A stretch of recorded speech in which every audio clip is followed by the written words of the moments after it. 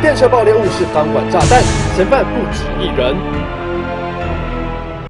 台铁爆炸案，警方公布最新侦查进度，发现爆裂物为钢管制品，在列车进入松山站前2分钟引爆。目前已锁定40岁男子有重嫌。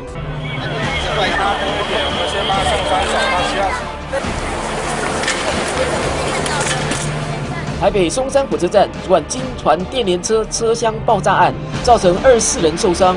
开往基隆的列车在第6车厢有疑似爆炸，有多名民众受伤。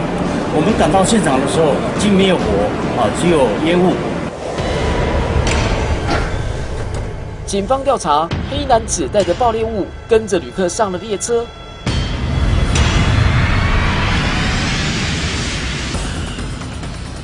黑衣男子将爆裂物留在车厢后离去。